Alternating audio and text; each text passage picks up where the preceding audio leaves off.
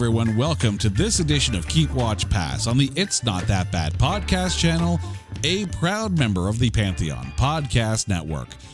Now, when it comes to movie genres, the topic we are talking about today clearly has a wide breadth of different movies in that genre. We're talking about Mafia movies. And here to join me, here to join the gang for this one here, Carson Elcome. Carson, welcome back to the show. How are you doing, man?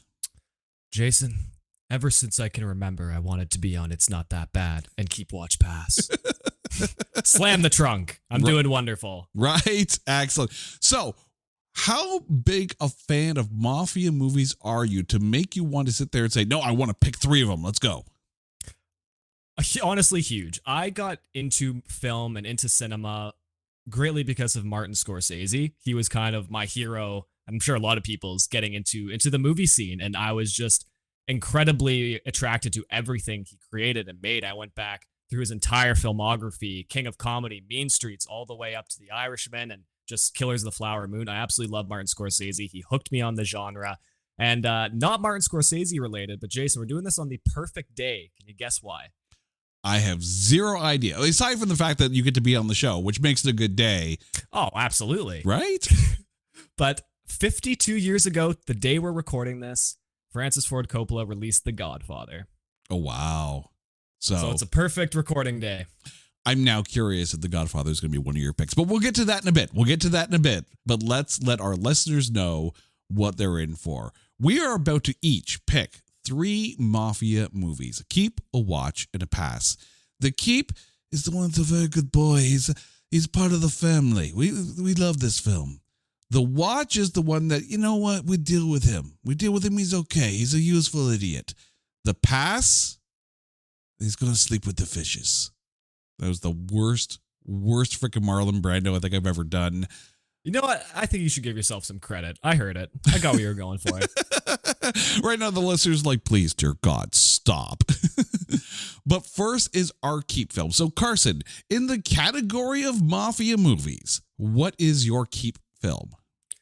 I know it's basic, and I mentioned it in my intro, but my keep film is Goodfellas. This is arguably my favorite movie of all time, which is also what led me to request this episode to you. But to me, Goodfellas is not only the perfect way to make a Mafia movie, it is, in my mind, a perfect movie from start to finish. I cannot take my eyes off this screen. It is a beautiful, beautiful film that really dives deep into, I feel like, more of the psyche and the change from kid all the way to his demise with Henry Hill. And I think that it's just incredible. Like, I can't even find the words because this movie has meant a lot to me in my past too. It got me into cinema, into film, as I said. It was a movie that I watched with my father and grandfather, and that was a real lineage connection that they showed it to me, and it's just resonated with me from there on. It's what I like to think of as the stereotypical film class. If you want to know how to write a movie and direct, go watch Goodfellas and come back. You have to think that on the Mount Rushmore of Mafia films, Goodfellas has to be on that mountain. Easily. It's got to take up at least one of those heads. I mean, Godfather Part 2, probably up there as well. I'm curious now. Before I get to my key pick, I'm going to ask you, and I'm going to put you on the spot here. What would be your Mount Rushmore of Mafia films? I mean, I have a few, but I'm like, one of them is definitely on my watch, so I don't know if I want to spoil it yet. But Goodfellas is definitely on there. You're absolutely right in putting The Godfather Part 2 or 1. Honestly, that's kind of debatable for me. I could switch those kind of in either side. A little bit of a controversial one, but I think The Irishman deserves a spot on there. I know that's a little controversial to some people, but I think for what Scorsese did and kind of trying to change the way filmmaking is done, especially in the de-aging, I know that wasn't always super popular with people, but he made a really intriguing story, which I love. So those are the 3 I would definitely put up there. I mean, some of them are debatable, but like I'm trying to think of what other really good picks could go on there. Like, personally, I like Scarface, but I don't think that would go right to the top for me. But I could also say Once Upon a Time in America could go up there. So there's a few I feel like within The Irishman that I kind of cycle out, but I'm not going to say my last one yet because I'm going to get to it for my next one. Well, I know what would be on my Mount Rushmore of Mafia films. Now, the last time you were on Keep Watch Pass and we were talking about modern Westerns, and in talking about one of the films that I had picked on that episode, by the way, if you haven't actually listened to that episode, go back and listen to that episode. But I mentioned in passing The Last of the Mohicans, not a Western. Not a Western. It's a period piece. It's not a Western. But I talked about the pacing and the flow and the tempo of that film. My keep film was the very next film that Michael Mann directed, and that's Heat. We're talking That's an excellent choice. Al Pacino, Robert De Niro, Val Kilmer, a phenomenal performance from a much younger Natalie Portman. Like, this film is the very definition of a slow burn. But it doesn't drag. There's something about this film, and Michael Mann nailed this perfectly. It's a slow build. You don't have a lot of action thrown at you. You know, it's a lot of character building. But it never feels like it's slow. So when you get to the actual bank heist and all the action's going on, it's like all of a sudden it's much more impactful because you've been building to this moment. It's a masterpiece in directing. I 100% cannot get behind you more. I will ask you, though, Heat 2 has been confirmed. Are you worried at all? I'm curious. The good thing is it's been a while. It has been a while since Heat has come out. Michael Mann, if he is directing, and I hope he's directing it, because I don't I believe he is. I feel like let me get back to you on that. Continue. But I mean, since Last of the Mohicans and Heat, of course, there was a little bit of a hit because there, of course, was Miami Vice in there. So, But if he does direct this, I think Heat 2 will be phenomenal. And I think it's important, too, that if you do Heat 2, you want to be able to bring back as many of these characters as you possibly can, because it's the perfect age for them. Like, if you bring back Natalie Portman into Heat 2, it's a perfect age for her for this. Like, it's great. So looking at just the IMDb page for quickly on Heat 2, just what's up there, Michael Mann is directing again, which is great to see. And he's bringing along someone else to be the star, though, listed here. And he just worked with him in Ferrari, and that's Adam Driver. Interesting. Very, very interesting. So I'm curious now. It's rumored, though. It is rumored for Adam Driver. But I'm very curious. And this is going to be one of those things where it's a prequel. Is it a continuation of the story? An Adam Driver playing a younger Al Pacino? You know what? Yes, I can, actually. Yes, right? I absolutely can. I absolutely agree, because I thought about it too, and I'm like, I think he could do it. I think maybe like some voice work and trying to get like some more of that like raspiness that he has in the movie, but I think he could do it. I like Adam Driver. I know some people flip-flop on kind of his star power and what he can hold, but anything Adam Driver is in, I'm usually interested in. Although if we get him saying the line, "You can't walk on your doggy," then we're good. Then we're sold. Hey, Pantheon listeners. Christian Swain here, taking a break from listening to a little Shouted Out Loudcast episode. Love Tom and Zeus talking all things Kiss. Of course, I was listening to them on my new Raycon wireless earbuds. They have quickly become my go-to earbuds because of the comfort. These soft tips are the best I've ever used. And at this price, plus a Pantheon discount, Raycon is really hitting on all marks. Sound quality is great too. I really love having these 3 EQ options because I like more bass in the music, but less in my podcast. 8 hours of playtime for the battery is great as well. Surround sound, noise isolating, and awareness mode are all included. These are great earbuds. Go to buyraycon.com/Pantheon today to get 20% off your Raycom order plus free shipping. That's right. You'll get 20% off and free shipping at buyraycon.com/Pantheon. Buyraycon.com/Pantheon. Hey, Pantheon listeners, Christian Swain here. Another day, another podcast I'm working on. This time, it's Famous and Gravy with Amit and Michael. I want to let you know that I loved the Factor Meals package so much that I re-upped for myself, and then I sent a package to my in-laws. Like I was with my first shipment from Factor Meals, the in-laws were as excited to try one of the prepared restaurant quality meals. Well, they got the shipment of Protein Plus meal plan and were very impressed. See, being in their 80s, anything to make the meal prep easy is a plus for them. They heated the oven per instructions and minutes later were enjoying a very delicious, nutritious, and dietitian-approved meal. One big win for me.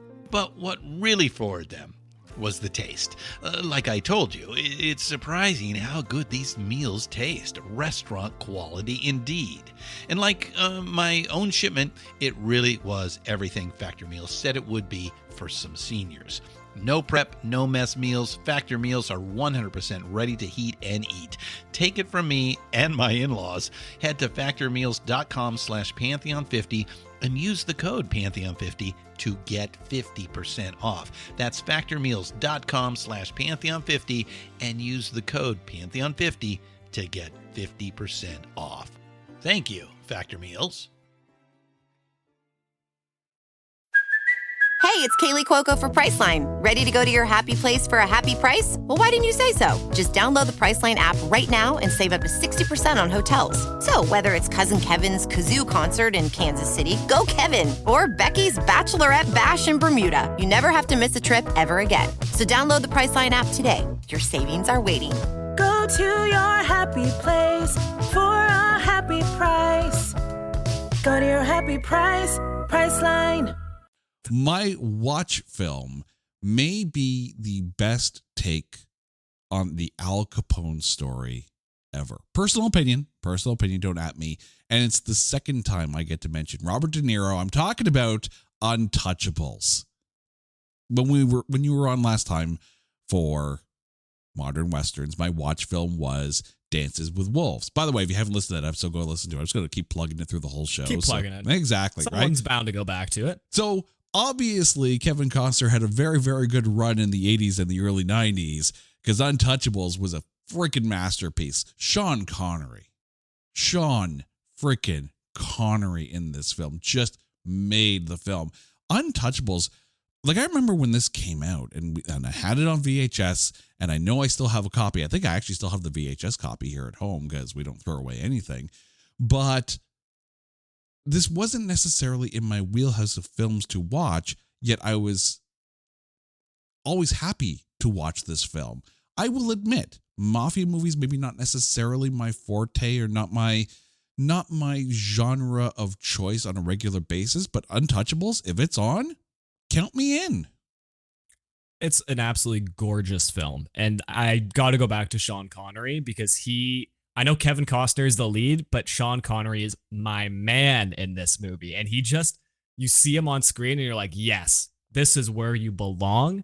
And something that's funny enough, my girlfriend and I were talking about lately is how a lot of movies right now are running into this issue that is called iPhone face. Have you heard of this? No. So essentially iPhone face is when celebrities and actors, actresses are getting put into older roles, but they either have some kind of work done or they're just like more modern to where you can't actually fit their face into the movie to where they almost look out of place. And I'm trying to think of a good example of this off the top of my head, and I can't, obviously, because now's the time I wouldn't be able to remember. But Sean Connery is the complete opposite of that.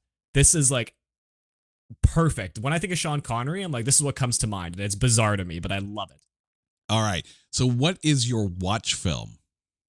My watch film, I know we're getting into this trope, and I've already done a Scorsese movie, but this was my fourth film on that Mount Rushmore, and it's Casino.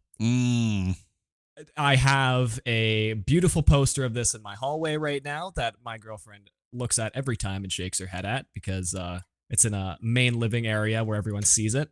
So that's my claim to fame in the household right now. But Casino is absolutely astounding. And I feel like Scorsese takes everything that made Goodfellas great, including some of the cast, and builds on it to a more personal character level where you kind of, in Goodfellas, only get Henry Hill's main story, the one thing I love about Casino is that you get Robert De Niro's story, you get Joe Pesci's story, you get Sharon Stone's story. I feel like everyone is playing their perfect role, and it just all comes together in this really unique mafia movie that hasn't really been touched on in the casino scene before. And one of my favorite just scenes in a movie of all time comes from here, and it's right near the top of the film where Robert De Niro is doing the voiceover, and it goes through how the security of the casino works. It's just, it comes together so perfectly with that starting scene, and I feel like you just kind of know what's going to happen. Where obviously it's kind of a big any mafia movie, you have the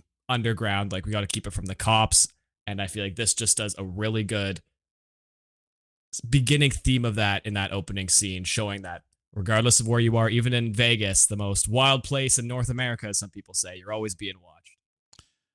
Yeah, when you think about the 90s, I mean, really, this was peak mafia cinema time. And yes, obviously The Godfather and Godfather Part 2 and Scarface were like late 70s, early 80s. I understand it. I appreciate it.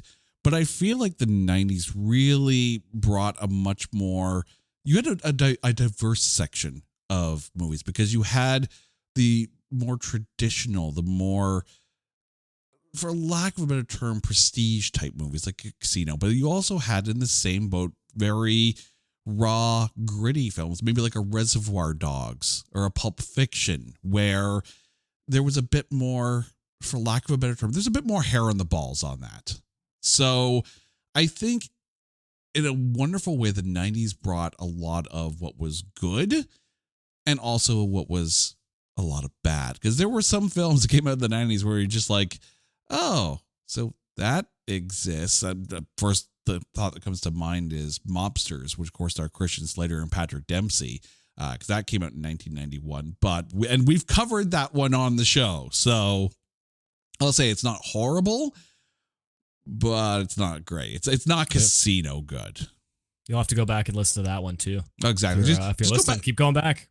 Just listen to every single episode. You know, you only have about over 160 episodes to listen to, so catch up. You know, I got to go back to something too that I just remembered, and I'm skipping back to Goodfellas for 1 sec to go on a tangent, and it's to also kind of show how special of a place it is in my heart, and also how stupid I am looking back. The first date me and my girlfriend had, she came over, we were talking, we had a really good day, and she was gonna stay to watch a movie. I set up this wicked like little outside TV area for the summer, and guess what I put on, and thought that was a brilliant decision for a first date. Goodfellas. And she humbled me, and she sat there and watched the whole thing and told me she liked it and it was a good time, until a few months ago where she's like, why did you choose that on our first date? That's our first date story now, is that you put on Goodfellas, and then instead of chatting, we sat for 2.5 hours. See, it's funny you mention that, because between my lovely wife Carrie and I, the memory gets a little foggy after a number of years. So when it comes to which movie was our first date, it's either, and I'm kid you not, American Beauty or Fight Club. It was one of those two films, and I think they were very close together because we saw them both in the theaters. I'm like, yeah, and she stuck around, so yay. Right? I think we both came out on top here. Exactly. See, I win because I got the girl. She wins because she got to see two really good films, you know, and I guess got me as well. So,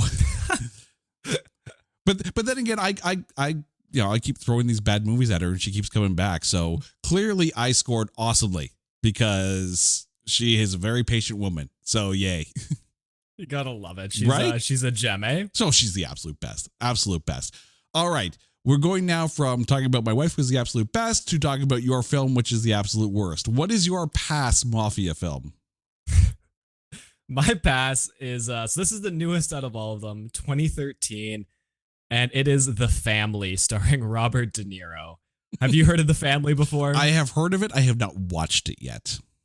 So essentially, this family run by Robert De Niro is relocated to Normandy, France under witness protection, and essentially people come back to try to kill him because he left the life, and they try to do it as a comedy, slash a drama, and it gets into that muddy middle with these movies where it just doesn't know what it is, and I don't even know what it is watching it. Should I be thinking there's some high stakes to it, or should I be sitting laughing laughing at it as a comedy? And I just can't put my finger on what I want it to be. And it's got a good cast too. I mean, Robert De Niro, Michelle Pfeiffer, Tommy Lee Jones.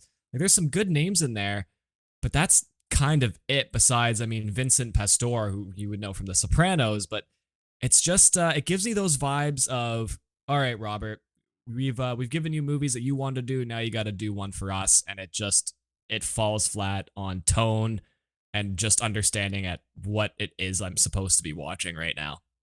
That sounds like a Mafia deal. Says, okay, here's what we're going to do. We're going to give you the good movies, but then you're going to owe us a movie and you're not going to like it very much, but you're going to do the movie anyways.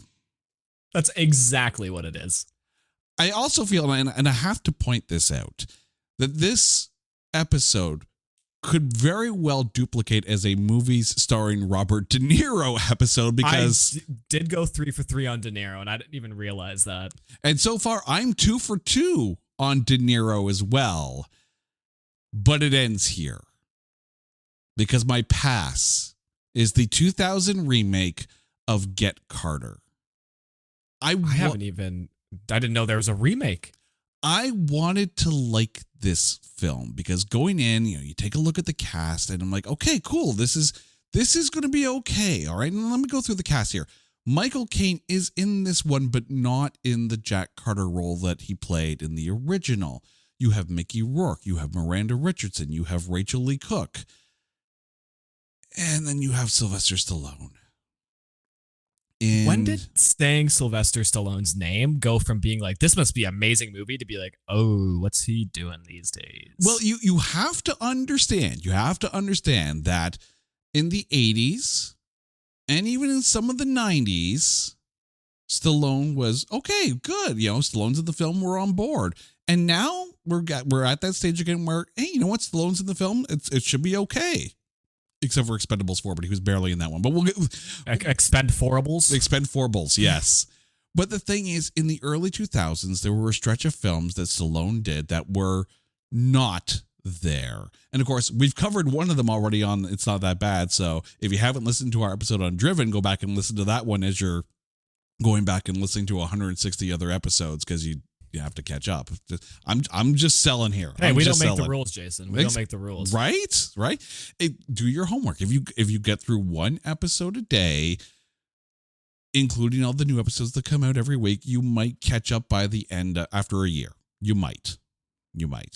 Those are rookie numbers. 3 months. But those are the real fans. The thing is, the film tonally just didn't work. There was a lot of editing in this and color grading. I'm just like, why? Like, they went for style over substance. And the other thing too, if you're reading up on this film, there's a lot of studio interference, because the director wanted one thing, the studio wanted another thing. I'll give them credit, because there's a story on IMDb. There's a note on this, and if true, I freaking love it. So apparently they wanted to, for a flashback, degrade the film quality enough to add some texture to it. So they mentioned this to Deluxe. That was the company that does all the color grading on film. So apparently what they did was they took the film and they dragged it behind a car to damage the film to give it that grit to it. So if that actually happened, holy crap, that is brilliant. That is guerrilla filmmaking at its best. But the problem is, this film, it's not fun. It's not good. It's not suspenseful. It's just a 2000 film, which is style over substance, with a good cast that just doesn't hit the mark. And to think that this is directed by Stephen Kay, who also was responsible for parts of Yellowstone and Sons of Anarchy. Yeah. But the thing is, he wanted a totally different film than what the studio wanted. And anytime the studio and the director start to clash, it's not going to go well. And for the record, this film has an 11% tomatometer. So there may be one day where I have to revisit this, and maybe, 24 years after its release, go back and watch and go, maybe it was just an in the moment. I wasn't feeling Stallone's performance in this. It's a shame. It is an absolute shame. But I wanted to like it. I didn't like it. So for now, it's my pass. But if ever the time comes where I have to revisit this film, I'll go there. And I'm sure I'll find something good to say about it. But in the pantheon of Mafia movies, it ain't there. Yeah, definitely. Especially what I'm reading right now, too. Just a whole mess on set. Like a miserable, apparently, place to be, too. Like actors, actresses not happy. Like just a rough go. All right, Carson, thank you for this. Now, before we go, please remind our listeners what your keep, watch, and pass films were, coincidentally all starring Robert De Niro. My keep was Goodfellas, my watch was Casino, and my pass was The Family. But Jason, if we have one more minute, I have an honorable mention for my watch that I guarantee you no one out here is thinking of, and it is the 2000s movie Shark Tale. And I don't know if you've ever watched it with your kids or you've seen it, Jason, but me and the girlfriend rewatched it a few months ago just being nostalgic until we realized this is a legitimate mafia movie. It stars Will Smith, Robert De Niro, Martin Scorsese in it. It's the weirdest animated fish movie you'll see that also has stars from The Sopranos in it. And it is about taking control of the underwater seas in an animated children's movie. Next on Shark Week. Oh, dear God. I'm now curious and I have to take a look. And yes, a 35% tomatometer. Well, we might have to take a look at this at some point on. It's not that bad. At some point. Maybe for Shark Week. Ah, there you go. And for me, my keep is Heat, my watch is Untouchables, and my pass is Get Carter.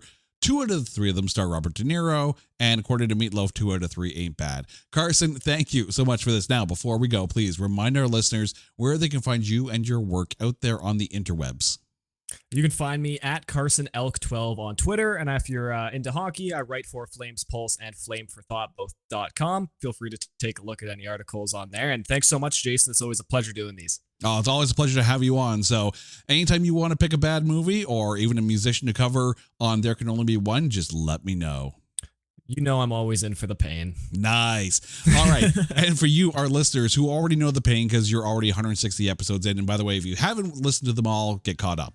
But you guys do know the drill. If there's a topic that you want us to cover or a movie that you want us to cover, hit us up on social media at Not That Badcast or go to our website at notthatbadcast.com. And while you're there, make sure you check out the aforementioned music show, There Can Only Be One, and the little sideshow Spin Shuffle Skip to get your music fix. Until next time, he's Carson. I'm Jay. You guys are awesome. This is Keep Watch Pass on the It's Not That Bad podcast channel, a proud member of the Pantheon Podcast Network. Take care.